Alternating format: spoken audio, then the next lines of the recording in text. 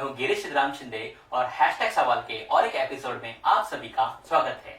आज का पहला सवाल पूछा है मोहम्मद नाजरे ने और वो पूछते हैं कि जो कंडेंसर और इवापोरेटर की साइज है इसमें डिफरेंस क्या होता है। तो अगर आपने विंडो एसी को ध्यान से देखा होगा तो ये सवाल आपके मन में आएगा। विंडो एसी को अगर आप देखते हो तो आपको इवापोरेटर कॉइल छोटी नजर आएगी और कंडेंसर कॉइल बड़ी नजर आएगी। तो उनका यही सवाल है कि ऐसा डिफरेंस क्यों है, मतलब इवापोरेटर कॉइल छोटी क्यों है और कंडेंसर कॉइल बड़ी क्यों है। तो अगर हम ध्यान से देखते हैं तो अगर रेफ्रिजरेशन साइकिल को देखते हैं तो यहाँ पे क्या होता है, एक कंप्रेसर है, कंप्रेसर यहाँ से रेफ्रिजरेंट को सक करता है इवापोरेटर से। Okay, low pressure low temperature का रेफ्रिजरेंट सक करता है और बाद में उसको कॉम्प्रेस करने का काम करता है। मतलब यहाँ पे कंप्रेसर जो है रेफ्रिजरेंट के ऊपर काम कर रहा है। ओके, अब जब काम करेगा कंप्रेसर तो वहां पे गर्मी पैदा होगी। पिस्टन है ना, पिस्टन होगा या रोलर जो भी होगा, जिस टाइप का भी कंप्रेसर है, वो कंप्रेसर गैस के ऊपर काम कर रहा है, गैस को प्रेशराइज कर रहा है। जब हम उसके ऊपर काम करते हैं गैस के ऊपर तो वहां पे गर्मी पैदा होती है।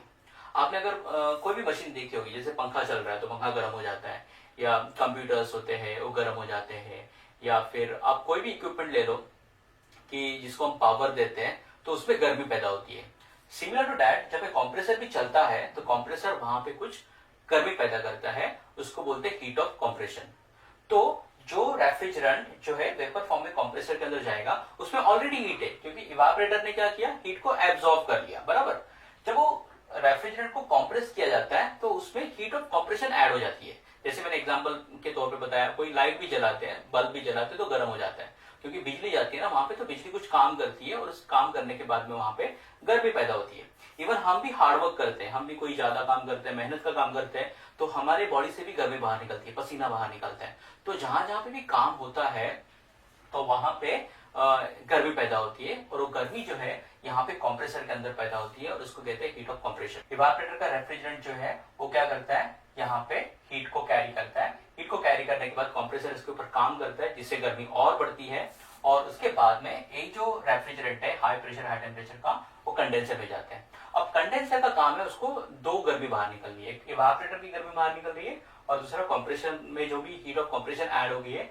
उसको बाहर निकालना है। और इसके लिए कंडेंसर की साइज जो होती है इवापोरेटर से ऑलवेज ज्यादा होती है, क्योंकि इसको इवापोरेटर ने जो एब्जॉर्ब की है रूम की गर्मी, इसको भी बाहर निकालना है। और जब कंप्रेसर काम करता है रेफ्रिजरेंट के ऊपर तब हीट ऑफ कंप्रेशन जो क्रिएट होती है उसको भी बाहर निकालना है। इसके लिए ऑलवेज जो है कंडेंसर साइज इवापोरेटर साइज से ज्यादा होती है। अब इसका पता कैसे करें कि condenser size exactly evaporator size से कैसे ज्यादा होती है। तो दैट डिपेंड अपॉन जो कंप्रेसर पावर इनपुट लेता है, जो पावर इनपुट लेगा उसी के हिसाब से गर्मी पैदा होगी और उसके हिसाब से आप क्या कर सकते हो, कंडेंसर की साइज कैलकुलेट कर सकते हो।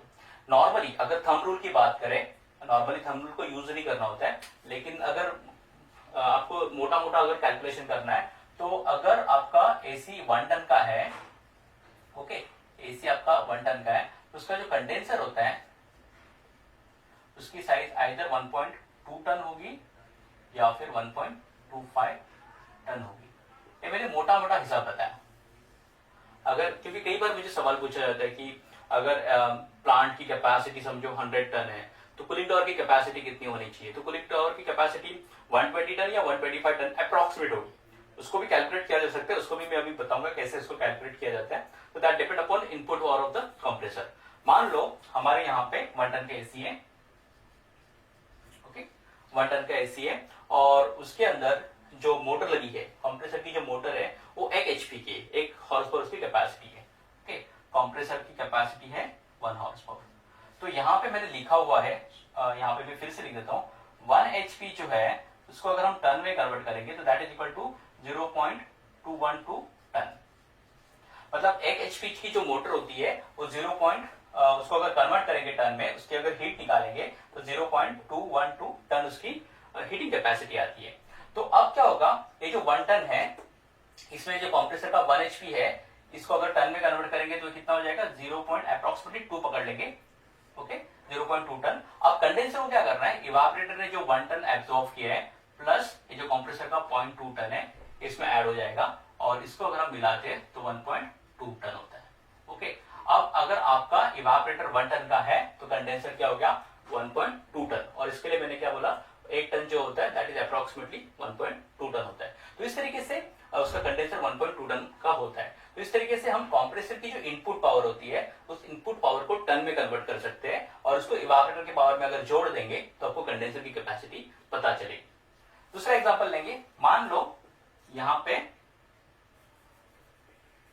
जो हमारा एग्जांपल में एयर कंडीशनर है वो 1.5 टन का है मान लो, ओके। और कंप्रेसर जो है इसकी जो पावर इनपुट है वो मान लो कि 1 किलोवाट है, 1000 वाट इसकी है। तो 1 किलोवाट को अगर कन्वर्ट करेंगे 1 किलोवाट भी कहते हैं, तो that is equal to 0.2843 ton, okay. तो 1.5 टन का इवापोरेटर हो गया। यहां से रेफरेंस जाएगा तो कंप्रेसर पे पावर है, इनपुट पावर है 1 किलोवाट। तो 1 किलोवाट को अगर हम कन्वर्ट करेंगे तो 0.2843 आता है, ओके। तो इवापोरेटर का 1.5 टन हो गया और उसमें ऐड कर दिया हम लोग ने 0.28 पकड़ लो यहाँ पे, तो 1.5 प्लस 0.28, ओके। तो अप्रोक्सीमेटली 1.78 टन का कंडेंसर होता है। मतलब सेकेंड एग्जांपल में हमने क्या देखा, अगर इवापोरेटर आपका या मशीन आपकी, एयर कंडीशनिंग मशीन आपकी 1.5 टन की है और मान लो कंप्रेसर का जो इनपुट पावर है दैट इज 1 किलोवाट, तो 1 किलोवाट को हमने टन में कन्वर्ट किया, वो होता है 0.2843, ओके। कंप्रेसर का क्या हो गया, 0. हीट हो गई कंप्रेसर की 28 मान लो यहाँ पे, ओके। एक कंप्रेसर की पावर होगी, तो 1.5 में हम लोग को क्या करना है 0.28 ऐड करना है और ये ऐड करने के बाद में आपको कंडेंसर की कैपेसिटी पता चल सकती है।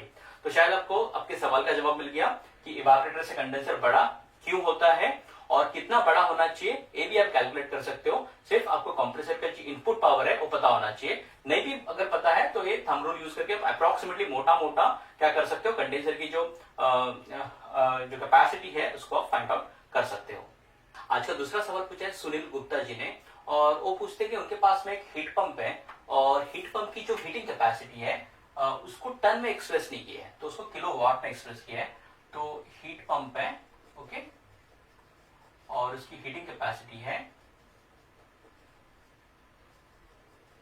55 किलोवाट्स, ओके। तो उनका कहना है कि किलोवाट्स में एक्सप्रेस किया लेकिन इसको टन में वगैरह एक्सप्रेस नहीं किया या किलो कैलोरी में एक्सप्रेस नहीं किया या फिर वीडियो में एक्सप्रेस नहीं किया। तो हम इसको क्या करेंगे, अलग अलग यूनिट में कन्वर्ट करके देखेंगे।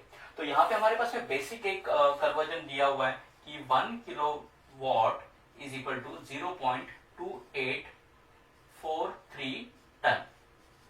तो 1 किलोवाट मतलब 0.2843 टन हमें पता है, तो हम क्या करेंगे मल्टीप्लाई कर देंगे ना। हमारे पास में 55 किलोवाट की हीट पंप है, तो 55 इंटू 0.2843 कर दिया मैंने। तो 55 जो किलोवाट होता है that is equal to 15.6365 ton, okay. तो जो हीट पंप है आपका 55 किलोवाट का, उसको अगर टन में कन्वर्ट करेंगे तो क्या हो जाएगा, टन में इसकी कैपेसिटी है कि 15.6365 टन। चाहे तो इसको हम इसमें आगे जाके टन को किलो कैलोरी में भी कन्वर्ट कर सकते हैं, ओके। तो 1 टन जो होता है वो 3000 किलो कैलोरी के बराबर होता है, तो 15 टन है इंटू हम क्या कर देंगे 3000 कर देंगे, तो हमें पता चलेगा किलो कैलोरी में इसकी वैल्यू क्या है। तो दैट इज इक्वल टू, यहाँ पे मैं लिख देता हूँ 4690959.5 किलो कैलोरी पर आवर के हिसाब से हो गया। चाहे तो ये जो टन है इसको हम लोग वीडियो में भी कन्वर्ट कर सकते हैं, तो 15 टन है 15.6365 टन है, इसको अगर वीडियो में कन्वर्ट करने गया तो एक टन जो है 12000 वीडियो के बराबर होता है। तो 15.6365 इंटू 12,000 कर देता हूं मैं यहाँ पे। 12,000 करने के बाद में आंसर आता है 187638 BTU पर आवर। तो इस तरीके से ये जो आपका किलोवाट पे जो दिया है मशीन की कैपेसिटी, इसको अगर टन में कन्वर्ट करना है तो कन्वर्जन क्या दिया है, 1 किलोवाट इज इक्वल टू 0.2843। तो 55 को हम लोग ने इसमें कन्वर्ट कर दिया, टन में कन्वर्ट कर दिया, और टन को अगर किलो कैलोरी में कन्वर्ट करना है तो इसको 3000 से मल्टीप्लाई करना है, ओके।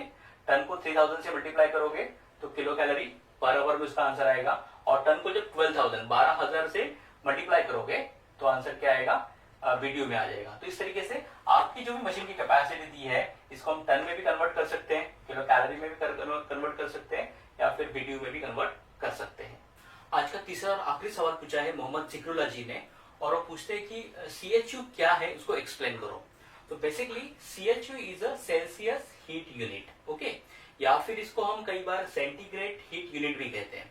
तो उसकी डेफिनेशन अगर देखी जाए तो it is the heat required to increase the temperature of 1 pound of water by 1 degree Celsius at atmospheric pressure. इसका मतलब एटमॉस्फेरिक प्रेशर को अगर हमारे पास में 1 पाउंड का पानी है और उसका टेम्परेचर अगर हम 1 डिग्री सेल्सियस से बढ़ाते हैं तो that is called as the 1 CHU। मतलब एक बर्तन में हम लोग ने 1 पाउंड का पानी ले लिया और इसको नीचे से हीट दी और उसका टेम्परेचर अगर 1 डिग्री सेल्सियस से बढ़ा दिया, मान लो कि 50 डिग्री सेल्सियस टेम्परेचर है और वो बढ़ के हो गया 51 डिग्री सेल्सियस, ओके। तो हम ऐसा कह सकते हैं कि ये जो 1 पाउंड का पानी है इसमें 1 CHU इतनी हीट ऐड हो गई। तो इस तरीके से जो डेफिनेशन है CHU की दी गई है। आपके मन में भी कोई सवाल है तो कमेंट बॉक्स में जरूर लिखिए और मैं उसका आंसर देने की कोशिश करूंगा। Thank you for watching this video. अगर आपको वीडियो अच्छा लगा तो वीडियो को लाइक और शेयर कीजिए और चैनल पर नए हो तो चैनल को सब्सक्राइब कीजिए। हम जल्द मिलेंगे एक नई वीडियो के साथ में, तब तक के लिए गुड बाय।